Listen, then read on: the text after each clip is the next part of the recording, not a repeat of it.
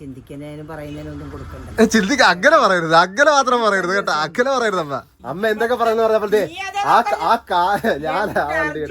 നീ കുഞ്ഞുനാള് തൊട്ട് നീ നോക്കിയ ലക്ഷത്തിന്റെ ഇടപാടല്ല. ഞാനത് എടുക്കും, എനിക്കറിയില്ല എങ്ങനെ എടുക്കും, പക്ഷെ അടുത്ത വർഷം ഞാനത് എടുക്കും. എനിക്കറിയില്ല എങ്ങനെയാണെന്ന്, പക്ഷെ അടുത്ത വർഷം തീരുന്നതിന് മുമ്പ് അത് പൊക്കണം. അതെ സത്യം, സത്യം. വാട്സ്ആപ്പ് ബോയ്സും ഗേൾസും കാണുന്ന വിചാരിക്കുന്നു. ഇന്ന് എനിക്ക് ശരീരം ഫുള്ളും വേദനയാണ്. ഇന്നലെ മറ്റേ ട്രിക്കിങ് ചെയ്തതിൻ്റെ, പിന്നെ സ്ട്രെച്ച് ചെയ്തതിൻ്റെ നടുവേദനയും, പിന്നെ വേറെ എന്തോ പറ്റിയോണ്ട് എനിക്കിത് ഇത്രയും ഭാഗം വേദനയായിരുന്നു. ഇവർ രാത്രി കിടന്നിട്ട് ഉറങ്ങാൻ പോലും പറ്റുന്നില്ല.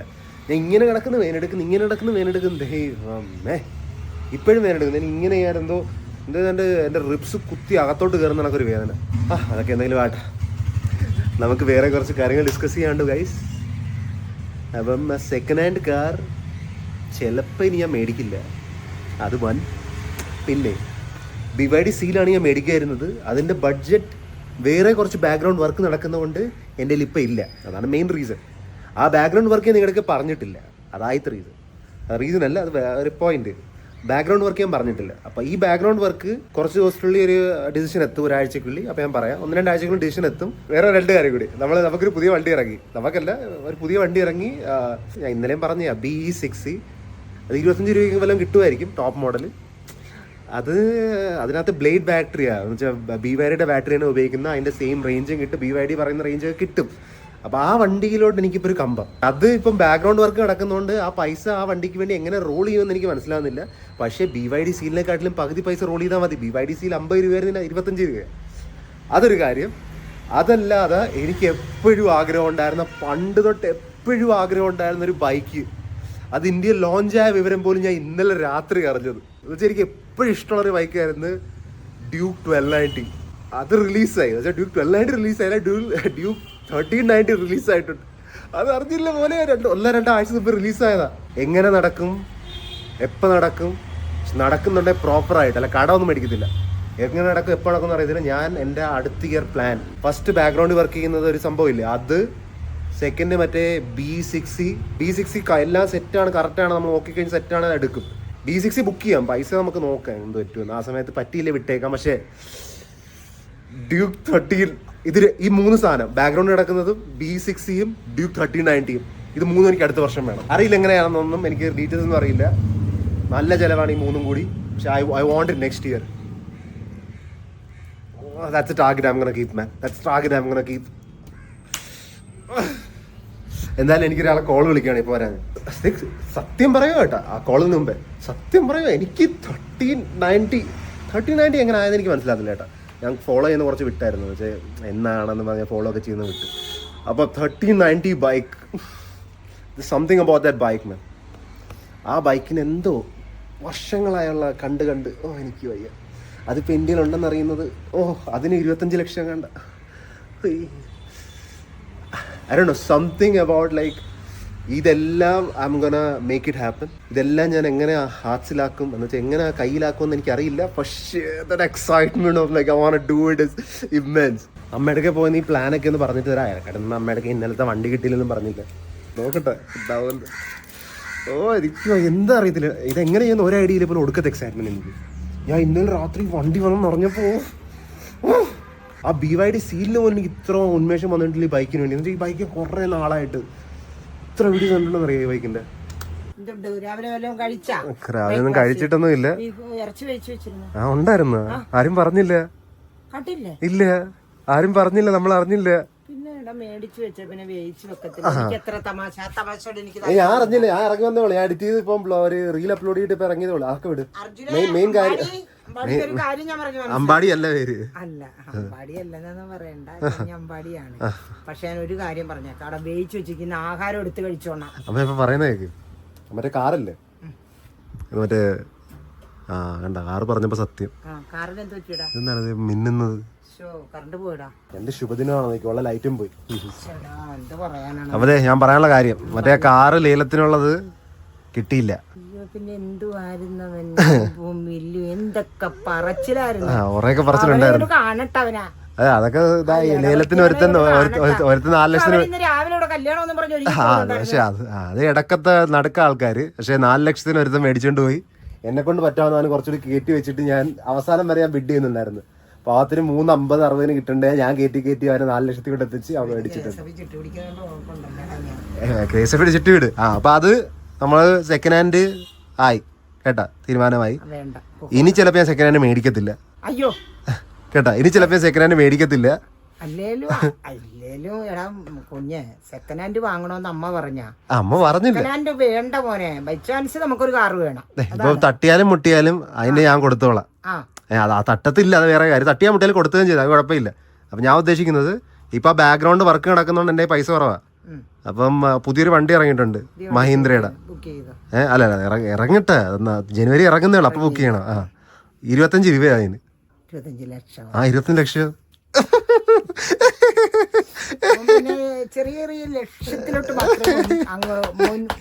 അതെങ്ങനെ മേടിക്കുന്ന അറിയത്തില്ല. ഇപ്പൊ ബാക്ക്ഗ്രൗണ്ട് വർക്ക് ഉള്ളതുകൊണ്ട് അതിനകത്ത് പൈസ കുറവാ. അപ്പൊ അത് വേറൊരു കാര്യം. അതിനെക്കാട്ടി വേറൊരു ഇമ്പോർട്ടന്റ് കാര്യമുണ്ട്. ഇതിപ്പോ ബുക്ക് ചെയ്തിട്ട് നമുക്ക് നോക്കാം, വരുമ്പോ വണ്ടി ആ സമയത്ത് എടുക്കാൻ പറ്റില്ല.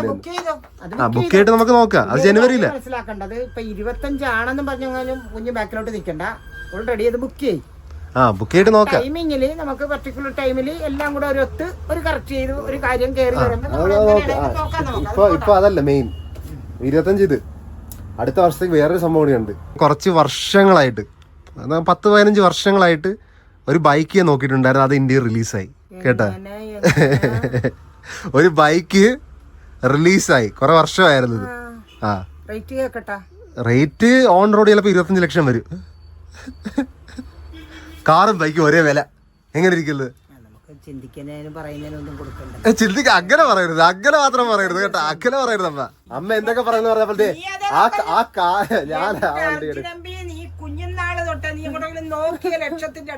ഞാനത് എടുക്കും. എനിക്കറിയില്ല എങ്ങനെ എടുക്കും, പക്ഷെ അടുത്ത വർഷം ഞാനത് എടുക്കും. ആ വണ്ടി ഇനി അവസാനം ഇവിടെ വന്നു കഴിഞ്ഞിട്ട് പിന്നെ അവര് വിൽക്കുന്ന നിർത്തി കഴിഞ്ഞാൽ പിന്നെ വണ്ടി കൈ കിട്ടത്തില്ല. അതുകൊണ്ട് എങ്ങനെയും അടുത്ത വർഷം തീരുന്നതിന് മുമ്പ് ഞാൻ പൊക്കുന്നത്. എനിക്കറിയില്ല എങ്ങനെയാണെന്ന്, പക്ഷെ അടുത്ത വർഷം തീരുന്നതിന് മുമ്പ് അത് പൊക്കണം. അതെ സത്യം സത്യം സത്യം.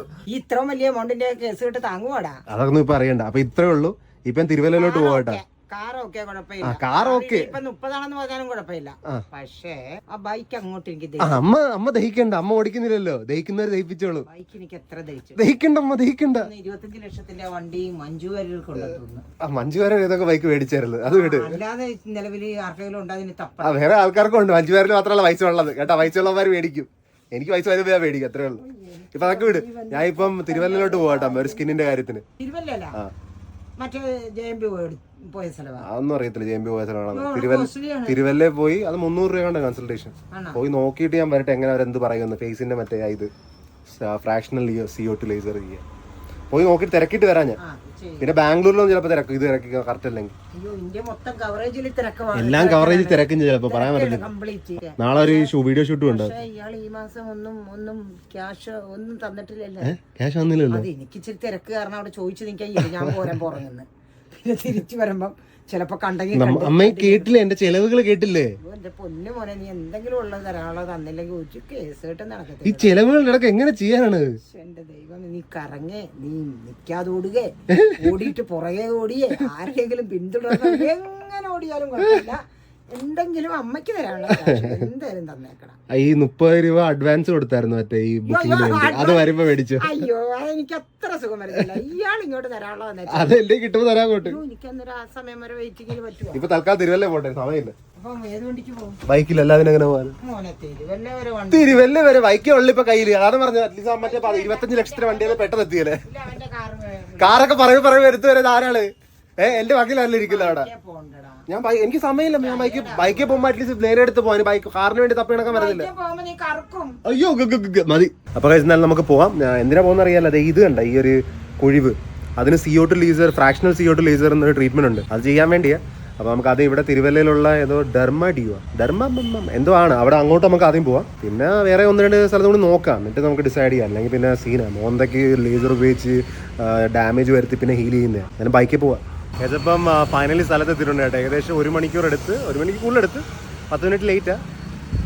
ഇതാ സ്ഥലം. എന്നാലും നമുക്ക് അകത്ത് പോയിട്ട് സംസാരിച്ചിട്ട് എങ്ങനെ ഉണ്ടെന്ന് പറയാം. സോക്സ് ഒക്കെ കുറച്ച് വെയിറ്റ് ചെയ്യേണ്ടി വന്നു. 3 മണിക്കായിരുന്നു അപ്പോയിൻമെന്റ്, 4 മണിയൊക്കെ ആയി ഞാൻ ഡോക്ടറെ കണ്ടപ്പോൾ. ഇതിന് ചിലവ് ഓക്കെ, ചിലവ് 5000-6000 രൂപ ഓരോ സിറ്റിംഗ് ആണ്, 3-4-5 സിറ്റിംഗ് വേണ്ടി വരും. പിന്നെ ഇത് ചെയ്ത് കഴിഞ്ഞാൽ സൺസ്ക്രീൻ ഇട്ട് വീട്ടിൽ ഇരിക്കണം, 5 ദിവസം വല്ലതായിട്ട് പുറത്തിറങ്ങാൻ പറ്റത്തില്ല. പിന്നെ കോംപ്ലിക്കേഷൻസ് വല്ലപ്പോൾ പിഗ്മെന്റേഷൻ കുറച്ച് സംഭവം ഉണ്ട്. കുഴപ്പമില്ല, ചെയ്യാൻ തോന്നുന്നു. ഇനി 1-2 ക്ലിനിക് കൂടി ചോദിക്കാം, ആ ഉദ്ദേശിക്കുന്നത്. കോംപ്ലിക്കേഷൻ അതായിട്ടില്ല, എന്നാലും സൺസ്ക്രീൻ ഫുള്ളായിട്ട് ഉപയോഗിക്കണം എന്ന് പറഞ്ഞു, എപ്പോഴും ഉപയോഗിക്കണം എന്ന് പറഞ്ഞു, രാവിലെയും രാത്രിയും ഒക്കെ നോക്കും. അപ്പോൾ വീട്ടിൽ പോകാൻ നമുക്ക് 1-1.5 മണിക്കൂർ ഓട്ടം. നാളെ ഞാൻ ഒരു ഫുഡ് ചാലഞ്ച് ചെയ്യാൻ ഉദ്ദേശിക്കുകയായിരുന്നു ഡോമിനോസിൻ്റെ. അതും ഒരു പെൺകൊച്ചുമായിട്ട്. അപ്പോൾ ഒരു മഗ് ബാങ്കർ ഒടുക്കത്തിട്ട് മോസ്റ്റ്ലി ഞാൻ തോക്കും, എന്നാലും ചെയ്യാമെന്ന് വിചാരിച്ചിരുന്നേ. ഡോമിനോസ് ചെയ്യാമെന്ന് വിചാരിച്ചത്. പക്ഷേ എന്തെന്ന് വെച്ചാൽ അവിടെ ഇപ്പോൾ ചോദിച്ചപ്പോൾ അവർ പറയുന്നത് വീഡിയോ എടുക്കാൻ സമ്മതിക്കുന്നില്ല. അപ്പോൾ നാളെ എന്ത് ചെയ്യുമെന്നുള്ള ഡൗട്ടിലായി. ഇപ്പോൾ ഞാൻ മുടി വെട്ടാൻ വന്നിരിക്കുക നാളത്തേക്ക്. എന്നാലും മുടി വെട്ടിയേക്കും. ഞാൻ അപ്പോൾ മുടി വെട്ടി ഇറങ്ങിയിട്ടുണ്ട്. എങ്ങനെയുണ്ട്? കുറച്ച് പൊള്ളല്, ത്രെഡൊക്കെ സൈഡ് ചെവിക്ക് ചെയ്തിട്ട്. അല്ല കുഴപ്പമില്ല. എന്തായാലും ഞാൻ മെക്ഡോണൽസിൽ തന്നെ നാളെ പോയിട്ട് ചെയ്യാൻ ഉദ്ദേശിക്കുക. അത് മെക്ഡോണൽസിലോട്ട് വിളിച്ചുകൊണ്ടിരിക്കുക. അവരുടെ നമ്പർ എൻ്റെ ഉണ്ട്. അവർ കൺഫേം ചെയ്ത് നമുക്ക് നാളെ തന്നെ പോയി ചെയ്യാം. ഇപ്പം തന്നെ നമുക്ക് വീട്ടിൽ പോകാം. ഫൈനലി ഞാൻ ഫുഡ് കഴിക്കാൻ പോവുകയാണ്. ഓ ദൈവമേ, രാവിലെ തൊട്ട് ഇപ്പോഴാണ് കഴിക്കുന്നത്.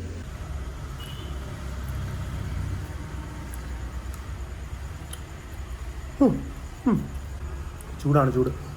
വീട്ടിൽ വന്നില്ല, അതിന് മുമ്പ് തന്നെ അമ്മയ്ക്ക് മെഡിസിൻ മേടിച്ചിട്ട് വരണം. കട അടയ്ക്കും, ഓൾമോസ്റ്റ് അടയ്ക്കാറോ, പെട്ടെന്ന് പോകണം. എന്നിട്ട് ബാംഗ്ലൂർ ചിലപ്പോൾ ഞാൻ മറ്റന്നാൾ പോകും എന്ന് ഓർക്കുന്നുണ്ട്. നാളെ വീഡിയോ ആയിട്ട് ആ സ്കിന്നിൻ്റെ ഒന്ന് കാണിക്കാൻ വേണ്ടി. ഇതൊരു ഫ്ലൈറ്റ് ഞാൻ ബുക്ക് ചെയ്തിട്ടില്ല, നോക്കാം. അപ്പോൾ അമ്മയ്ക്കുള്ള മെഡിസിനും മേടിച്ചിട്ടുണ്ട്, പിന്നെ സൺസ്ക്രീനും മേടിച്ചിട്ടുണ്ട്. അവർ പറഞ്ഞത് അവർ പറയുന്നുണ്ട് ഡെയിലി സൺസ്ക്രീൻ യൂസ് ചെയ്ത് അപ്പോൾ ട്രീറ്റ്മെൻറ്റിൻ്റെ ദിവസം നമുക്ക് നല്ലതായിരിക്കും. അറിയില്ല, എന്തായാലും നോക്കാം. നാളത്തേക്ക് നമുക്ക് വണ്ടി സെറ്റായിട്ടുണ്ട്. മെക്ഡൊണാൾഡ്സ് ദൂരത്ത് പോകണം. KFC വേണേൽ ഇവിടെ ഉണ്ട്, KFC വേണേൽ റിപ്പീറ്റ് ചെയ്യാം, നോക്കാം. റൂമിൽ എപ്പോഴൊക്കെ വരുന്നത് അപ്പോഴൊക്കെ ഇവിടെ ഉണ്ട്, ഇറങ്ങുന്നൊന്നുമില്ലേ. ഞാൻ ഒരു കാര്യം വിട്ടു, മറ്റേ ക്യാമറ മേടിക്കാൻ പോകണ്ടേ. ക്യാമറ ഇപ്പം തന്നെ മേടിച്ചുകൊണ്ട് നോക്കാം. നാളെ രാവിലത്തേക്ക് മേടിക്കായിരുന്നു കഴിഞ്ഞാൽ ലേറ്റ് ആവും. പിന്നെ അക്ഷയ ഓൾറെഡി കാറ് മേടിച്ചുകൊണ്ട് ആ കാറിൽ തന്നെ നമുക്കിപ്പോൾ അങ്ങോട്ട് പോകാം. ഇവൻ്റെ ഇതുവരെ അനങ്ങിയിട്ട് പോലും എൻ്റെ സീറ്റിൽ നിന്ന്. പിന്നെയും ഗേറ്റ് തുറക്കേണ്ടി വരും. അച്ഛൻ കളിപ്പിലായിരുന്നു, എനിക്ക് പിന്നെയും തുറക്കും. പിന്നെയും ഞാൻ രാത്രി പോകുമെന്നും പറഞ്ഞു. ഞാനിപ്പോൾ വണ്ടിയായിട്ട് പോകും. അതാണോ വണ്ടി? അല്ല, അതാണ് വണ്ടി. ഇത് മറ്റേ വണ്ടിയാണ്, ഓട്ടോമാറ്റിക്. കൊള്ളാം. അപ്പോൾ നമുക്ക് എന്തായാലും വണ്ടി ഓടിച്ചുകൊണ്ട് പോയിട്ട് ക്യാമറ മേടിച്ചുകൊണ്ട് വരാം. ഇതിപ്പോൾ വണ്ടിയായിട്ട് പെട്രോൾ പമ്പിൽ എത്തിയിട്ടുണ്ട്. ഇവിടെ നിന്ന് നമുക്ക് ഇന്നത്തെയും നാളത്തെയും മറ്റന്നാളത്തെയും കൂടിയുള്ള പെട്രോൾ അടിക്കും, അല്ലെങ്കിൽ വൈകി വെച്ചടിക്കുക. അപ്പോൾ നമ്മൾ ക്യാമറ മേടിക്കാൻ വേണ്ടി പൊയ്ക്കൊണ്ടിരിക്കുകയാണ് പാതിരാത്രി. കൊള്ളാം, പൈസ ഓട്ടോമാറ്റിക് ആണെന്ന് നിങ്ങൾ എന്നെ പറഞ്ഞറിയിക്കുന്നു വേണം, എനിക്ക് മനസ്സിലാവും. എന്തൊക്കെ പറഞ്ഞാലും മോനെ നൈസാ. B6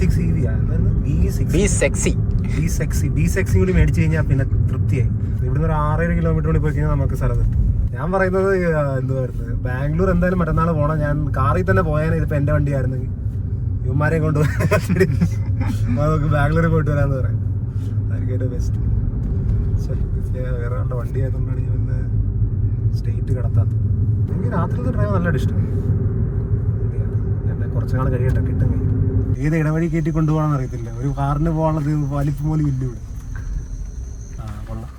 ഇവ ചാകാൻ നടക്കുവാണെന്ന്. ഈ വഴിയിലോട്ട് ഞാൻ എങ്ങനെ വളച്ചെന്ന് ചോദിക്കരുത്. ആ പട്ടി ചാകാൻ നടക്കണം. നേരെ പോട്ടെ, എങ്ങോട്ടും പോണ്ട, നേരെ പോട്ടെ.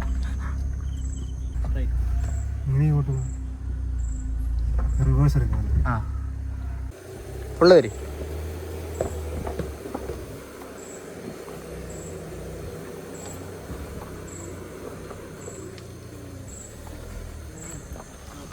പോട്ടെ പോട്ടെ പോട്ടെ. ആ okay okay, it's okay, go.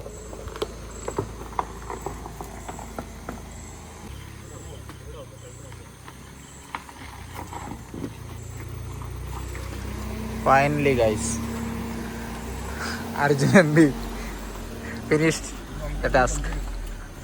ഇങ്ങനെ സ്ഥലത്തോട്ട് ഇനി വരുന്നില്ലേ? കോപ്പ് പാതിരാത്രി കാണുന്നില്ല, റോഡും ഇല്ല, കല്ലുമാണ് ഫുള്ളും. എങ്ങനെയുണ്ട് എക്സ്പീരിയൻസ്? നല്ല എക്സ്പീരിയൻസ്. ഒന്നും കാണുന്ന പോലും ഇല്ല. ഇനി അവൻ വല്ല ഉറങ്ങിപ്പോയിട്ടുണ്ടായില്ലേ നോക്കണം വിളിച്ച്. ചിലപ്പോൾ ക്യാമറ എടുത്തിട്ടുണ്ട്. ഇനി നമുക്ക് വീട്ടിൽ ചെന്നിട്ട് നാളത്തേക്ക് നോക്കാം എന്താണെന്ന് വെച്ചാൽ. ഞാൻ വീട്ടിൽ വന്നിട്ടുണ്ട്. അപ്പോൾ നമുക്ക് നാളെ രാവിലെ ആ കൊച്ചിനെ വിളിച്ചുകൊണ്ട് ചാലഞ്ചിന് കൊണ്ടുപോകാം. പിന്നെ എങ്ങനെ പോകും നമുക്ക് നോക്കാം. എന്തായാലും ഇന്നത്തെ വീഡിയോ ഇത്രയുള്ളൂ. നമുക്ക് നാളെ കാണാം. Till then take care, piece.